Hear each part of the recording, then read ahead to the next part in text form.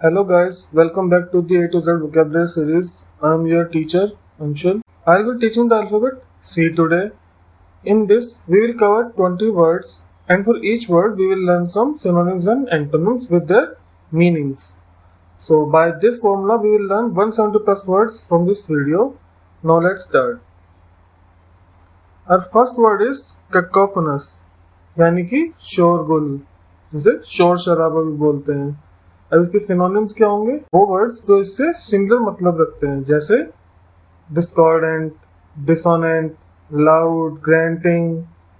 और ऐसे ही इसके एंटोनिम्स क्या होंगे जो इससे अपोजिट मतलब वाले होते हैं, जैसे मेलोडियस, म्यूजिकल, युफोनियस, क्वाइट, कैडाविरस यानी मुर्दे जैसा, मृत, जिसमें जान ना हो. ये सब चीज़ों में हम यूज़ करते हैं कैडाविरस का. अब इसके सिनोनिम्स क्या होंगे? वही वर्ड जो इससे सिमिलर हैं, जैसे थिन, स्केलेटल, हैगार्ड, वेस्टेड, मतलब कंकाल, बर्बाद. सिमिलर मतलब है. भाई कंकाल क्या होता है? एक तरह से पतला सा मरा हुआ सा इंसान है तो कंकाल बोल लेते हैं हम. ही इज अ स्केलेटल पर्सन यानी बहुत पतला है. ऐसे ही अब इसके एंटोनिम्स क्या होंगे? रोजी, फ्लोरिड, ब्लूमिंग, फ्लश. इन सब का मतलब क्या होता है? जिंदगी पनपना. तो ये इसके एंटोनिम्स हो गए. नेक्स्ट इज साइनिकल यानी कुटिल. अब इसके सिनोनिम्स भी इसके सिमिलर वर्ड्स होंगे, जैसे सस्पिशियस, डाउटफुल, मिसट्रस्टफुल, डिस्ट्रस्टफुल. और इसके एंटोनिम्स क्या होंगे? Optimistic, credulous, hopeful, gullible. अब हम आते हैं कैलो पर. कैलो का मतलब होता है अनुभवहीन यानी जिसके पास एक्सपीरियंस ना हो. तो इसके सिनोनिम्स हम देखते हैं. द फर्स्ट इज इमैच्योर यानी वही उसके पास मैच्योरिटी नहीं है यानी एक्सपीरियंस नहीं है, अनुभव नहीं है. अब इनएक्सपीरियंस्ड, जुवेनाइल, रॉ. जैसे बोलते हैं ना, ही इज अ रॉ टैलेंट यानी वो भी कच्चा खिलाड़ी है, मतलब उसके अंदर पोटेंशियल है लेकिन एक्सपीरियंस नहीं है, तो उसको हम बोलते हैं रॉ. ऐसे ही जुवेनाइल यानी अभी बच्चा है. ये juvenile in the field of driving यानी वो अभी गाड़ी चलाने के हिसाब से बच्चा है, तो मतलब उसके पास एक्सपीरियंस नहीं है. अब ऐसे ही एंटोनिम्स में मैच्योर, अडल्ट, एक्सपीरियंस्ड, रिस्पॉन्सिबल. इन सब का मतलब क्या होता है? जिनके पास अनुभव है, एक्सपीरियंस है, जिनको कोई काम आता है, वो जानते हैं कैसे करना है, उन्हें पता है चीज़ों के बारे में, वो होता है अनुभव होना. और उसका अपोजिट होता है अनुभव ना होना यानी अनुभवहीन, कैलो, इनएक्सपीरियंस, जुवेनाइल, रॉ, इमैच्योर. अब आते हैं हमारे नेक्स्ट वर्ड पर जो कि है कल्पेबल यानी आपराधिक. अब इसके सिनोनिम्स ब्लेम वर्दी, रिप्रीहेंसिबल, रिस्पॉन्सिबल, सेंशोरेबल. जिनका मतलब होता है दोषी, किसी की निंदा करना, किसी को आरोपी बनाना, किसी को किसी चीज के लिए जिम्मेदार ठहराना, मतलब उसको रिस्पॉन्सिबल करना किसी चीज के लिए. You are responsible for my loss, तुम्हारी वजह से मुझे हानि हुई है. वहां पे हम रिस्पॉन्सिबल का यूज करते हैं, हम किसी को अपराधी बना रहे हैं. ऐसे ही सेंशोरेबल यानी किसी की जब हम बुराई करते हैं, निंदा करते हैं. अब इसके एंटोनिम्स क्या होंगे? ब्लेमलेस, जिसके ऊपर कोई आरोप न लग सके, जिसकी कोई निंदा ना हो सके. इनोसेंट, जो वो शरीफ मासूम होते हैं. फ्लॉन्टलेस, जिसके अंदर कोई गलत चीज ना हो यानी बेकसूर हो. ऐसे ही इम्पैकेबल यानी शटीहीन. इसका भी वही मतलब है कि बहुत साफ इमेज वाला इंसान, जिसके अंदर कोई गलत आदतें ना हो, कोई गलत काम ना करता हो, किसी गलत काम को सपोर्ट ना करता हो, वो होता है इम्पैकेबल. हमारा नेक्स्ट वर्ड है कैपिटुलेट यानी शर्तों को मान लेना, किसी के साथ एग्रीमेंट मान लेना, किसी की बातें मान लेना. अब इसके सिनोनिम्स सरेंडर यानी समर्पण कर देना किसी के आगे. Yield, submit, स्कम्ब. इन सब का मतलब होता है किसी के आगे झुक जाना, किसी की बात मान लेना, किसी के बताए आइडियाज को मान लेना. अब इसके एंटोनिम्स क्या है? Resist, endure, survive, withstand. Resist यानी किसी चीज का विरोध करना, प्रतिरोध जताना किसी चीज पे. ऐसे ही एंड्योर का मतलब होता है किस चीज को सहन करना, विथस्टैंड का मतलब होता है किस चीज का सामना करना, किस चीज के अपोजिट खड़े हो जाना। सर्वाइव का मतलब क्या होता है, अपने आप को जिंदा रखने की कोशिश करना, बचाए रखना, खुद को जिंदा रखना, वो होता है सर्वाइव। और नेक्स्ट वर्ड नाउ इज कैप्रिशियस, यानी मनमौजी इंसान, जो सिर्फ अपने मन की करता है, खुश रहता है अपने आप में। अब इसके सिनोनिम्स क्या होंगे, वेरिएबल, फिकल, इम्पल्सिव, मर्क्यूरियल। भाई वो बहुत अस्थिर है, मतलब वो उसका पता नहीं है, उसको जब मन आएगा वो वही करेगा। He is a mercurial person. ऐसे ही impulsive, that is he is very impulsive, यानी उसका पता नहीं है वो कब क्या कर देगा, तो मन आया तो कर देगा, नहीं आया तो नहीं करेगा। ऐसे ही फिकल यानी चंचल, वो उसका मन का नहीं पता, कभी किस तरफ भाग जाता है, कभी किस तरफ भाग जाता है। He has a fickle personality, यानी उसका एक चंचल स्वभाव है। अब इसके एंटोनिम्स देख लेते हैं। स्टेबल यानी स्थिर, कांस्टेंट यानी जो एक समान चलता रहता है, उसका भी मतलब क्या होता है, स्थिर। जो चीज स्थिर है, एक जैसे चल रही है, वो स्टेबल भी बोल सकते हैं, कांस्टेंट भी बोल सकते हैं। ये भी एक दूसरे के क्या होते हैं, सिनोनिम्स। ऐसे ही स्टेडी, अनचेंजिंग, अनचेंजिंग मतलब जिसमें कोई चेंज ना हो, बदलाव ना हो। और नेक्स्ट वर्ड इज कैथारसिस, यानी साफ हो जाना, साफ सफाई, शुद्ध चीजें। अब इसके synonyms cleansing, purification, purgation, एब्रिएशन।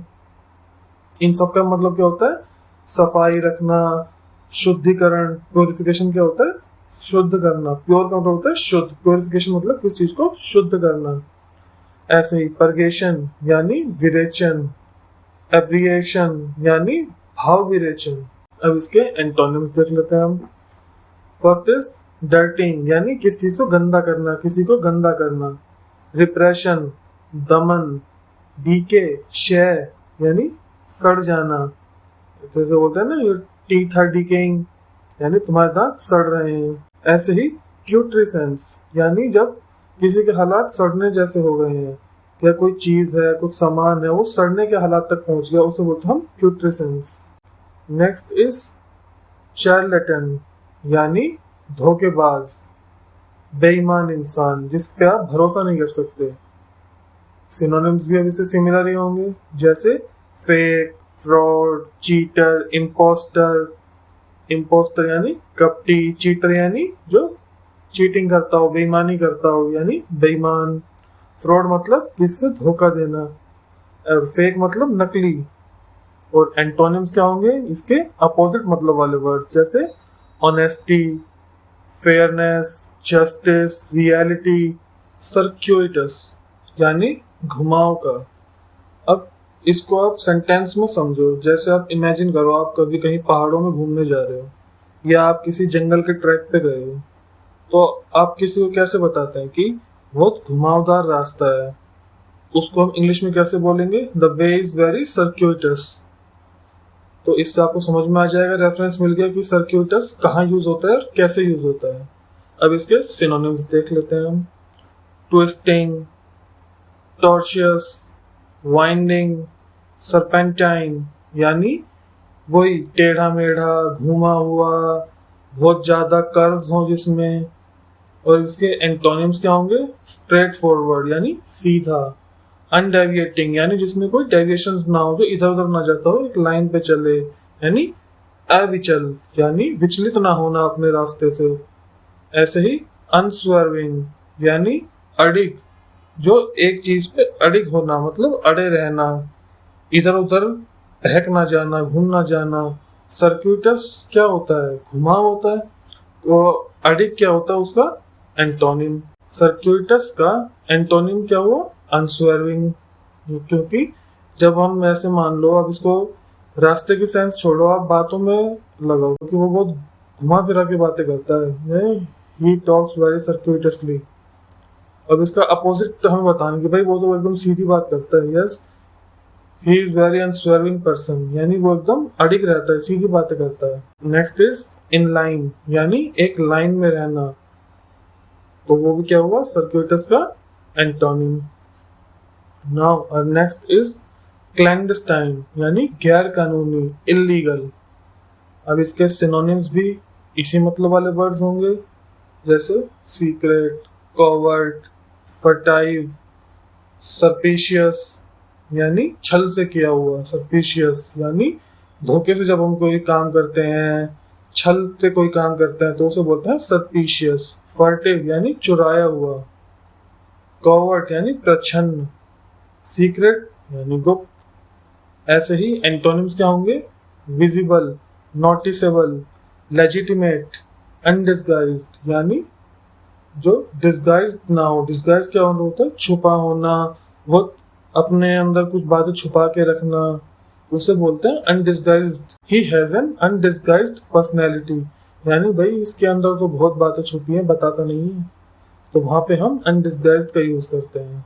Next is कोगेंट यानी ठोस, मजबूत। अब इसके synonyms convincing, compelling, persuasive, logical. और इसके एंटोनिम्स क्या होंगे? Unconvincing, inconclusive, indecisive, ineffective. अब आप देख रहे हैं ना, एक ही मतलब है इन तीनों वर्ड्स का। यानी जब कोई कंफ्यूज होता है, किसी दुविधा में है, किसी असमंजस में फंसा हुआ है, सोच रहा है किन्हीं चीजों के बारे में, वो चीजें दो भी हो सकती हैं, दो से ज्यादा भी हो सकती हैं, तो वहां पे हम मल्टीपल वर्ड्स का यूज कर सकते हैं, जैसे अनकन्विंसिंग, इनकंक्लूसिव, इनडिसिसिव। हमारा नेक्स्ट वर्ड है कोल्यूजन यानी मिली भगत, साझेदारी में काम करना, वहां पे हम यूज करते हैं कोल्यूजन का। अब इसके synonyms association, collaboration, cooperation, partnership. इन सब का मतलब क्या होता है?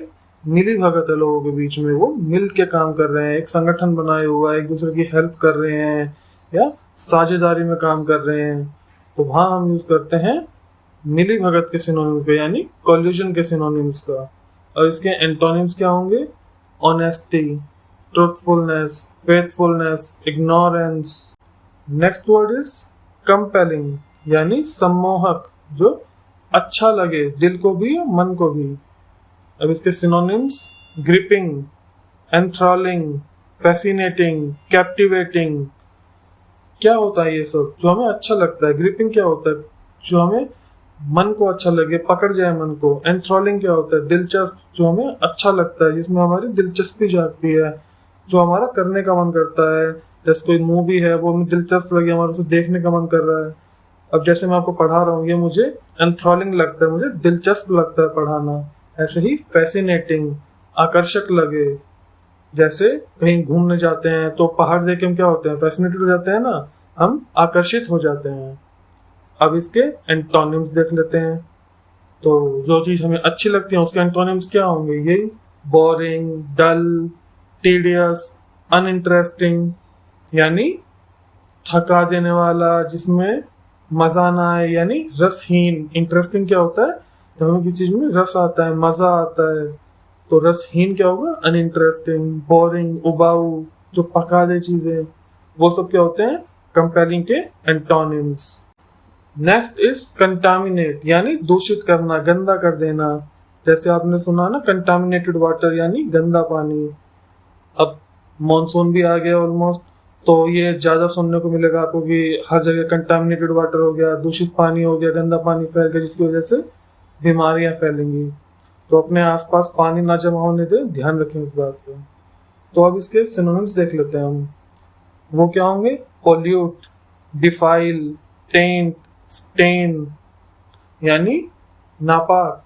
पोल्यूट मतलब नापाक, डिफाइल मतलब अपवित्र, किस चीज को डिफाइल कर दिया यानी उसे गंदा कर दिया, उसे खराब कर दिया। टेंट क्या होता है? कलंक, और स्टेन धब्बा।